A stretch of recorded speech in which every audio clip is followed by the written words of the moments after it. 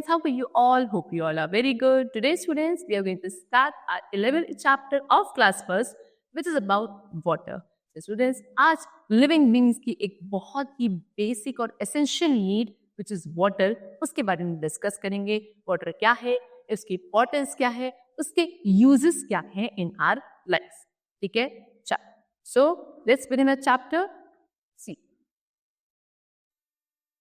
water is essential for the survival of all living beings. We all need water to stay alive. Water is used for many purposes like washing, bathing, drinking, cleaning, etc. So, क्या बोल रहे हैं, यही same चीज जो मैंने आपको अभी बताई कि सभी लिविंग बींग्स के लिए वाटर बहुत ही इंपॉर्टेंट होता है, एसेंशियल है उनके सर्वाइवल के लिए. वाटर हमें जिंदा रहने में हेल्प करता है. वाटर उसके अलावा बहुत सारे पर्पसेस के लिए यूज किया जाता है, जैसे कि वॉशिंग के लिए, बेदिंग नहाने के लिए, ड्रिंकिंग के लिए, क्लीनिंग के लिए. Water covers about 3/4 of the earth surface. हमारे टोटल अर्थ सरफेस का 3/4 पार्ट किससे कवर्ड है? 3/4 part is covered with only water. Okay, चलो नाउ स्टेट्स ऑफ वाटर. अब वाटर के डिफरेंट स्टेट्स के बारे में पढ़ेंगे. So water has no fix shape of its own. It takes the shape in which it is kept. Water exist in 3 states: solid, example ice; liquid, that is water; and gas, that is water vapour. So students, क्या कह रहे हैं कि water की कोई भी fix shape नहीं होती खुद की. दैट मीन्स व्हाट, कि आप उसे जिस भी कंटेनर में रखोगे वो उसी की शेप ले लेता है. ऐसी वाटर की शेप है. सो वाटर 3 स्टेट्स में हमको मिलता है या नेचर में एग्जिस्ट करता है. एक है सॉलिड स्टेट, जैसे कि आइस. आइस क्या है? आइस भी आपके वाटर से ही फॉर्म होती है, लेकिन वो वाटर की सॉलिड स्टेट है. फिर लिक्विड. लिक्विड आपका वही कॉमन जो वाटर आप ड्रिंक करते हो. और गैशियस स्टेट क्या होती है वाटर की? जो वाटर वेपर्स होते हैं, जो स्टीम निकलती है, भाप, उसको हम क्या कहते हैं? Gaseous state of water. These states can be changed from one form to another. In 3 states को आप एक से दूसरे स्टेट में चेंज कर सकते हो. जैसे कि सॉलिड स्टेट को आप लिक्विड स्टेट में कन्वर्ट कर सकते हो बाय हीटिंग, और फिर लिक्विड स्टेट को गैसियस स्टेट में कर सकते हो और दोबारा और हीट करके. जितना हीट करते जाओगे स्टेट चेंज होगी.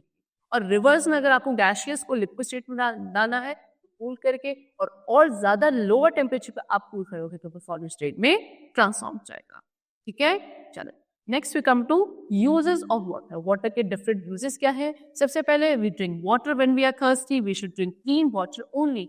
जब भी हम थर्स्टी यानी कि प्यासे होते हैं तो हम पानी ही पीते हैं, है ना. हमेशा हमें साफ पानी पीना चाहिए. We need water to clean our house. We need water to wash our clothes. घर को साफ करने के लिए, अपने क्लोथ्स कपड़ों को धोने के लिए, है ना. और बेड विद वाटर, नहाने के लिए, सभी के लिए वाटर रिक्वायर्ड है. ठीक है, चलो next. Many animals live in water. Water is their home. बहुत सारे ऐसे एनिमल्स है जो पानी के अंदर रहते भी. दैट मींस पानी क्या है उनके लिए? उनका घर है. Water is needed to put out fires. कहीं आग लग जाती है तो उसको क्या बुझाने के लिए, है ना, शांत करने के लिए भी आपको क्या वाटर रिक्वायर्ड है. बोट्स एंड शिप्स आपकी वाटर पे रन करती है. वाटर आपको कुकिंग के लिए भी चाहिए, खाना बनाने के लिए भी चाहिए. Plants also need water to make their food. Plants को भी अपना खाना बनाने के लिए वाटर रिक्वायर्ड होता है. एंड यूटेंसिल्स यानी कि बर्तन आप वॉश करते हो वो भी आप वाटर से ही करते हो. और भी बहुत सारे यूजेस हैं आपके वाटर के. Now next we come to sources of water, यानी कि हमको पानी मिलता कहाँ से है. So main source of water है स्टूडेंट आपका क्या? रेन. रेन क्या है? मेन सोर्स ऑफ वाटर है अर्थ में, है ना. When it rains, the rain water collects on the surface of the earth in ponds, lakes, rivers, seas and oceans. Some of it seeps into the ground and gets stored as underground water. तो जब बारिश होती है, rain होती है, तो क्या होता है? जितना भी रेन वाटर है वो अर्थ के सरफेस पे कलेक्ट हो जाता है डिफरेंट वाटर बॉडीज के फॉर्म में, जैसे कि ponds, lakes, river, seas, ocean.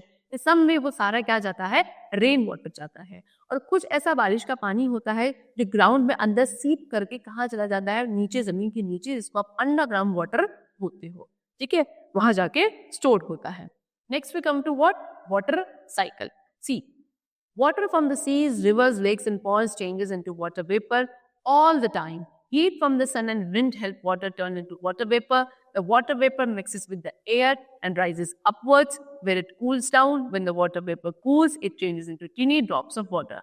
सी जितना भी आपका वाटर बॉडीज में पानी होता है, जैसे कि seas, river, lakes and ponds में, ये क्या करता है, जब सन की हीट मिलती है, सनलाइट जैसे कि पड़ती है सारा का सारा पानी किसमें, वेपर्स की फॉर्म में चेंज हो जाता है ना। और ये सारे वेपर्स आपके एयर के साथ मिक्स होते हैं और ऊपर की तरफ राइज होके कहाँ चले जाते हैं, बाहर उधर आपके अपर साइड चले जाता है एटमॉस्फेयर में।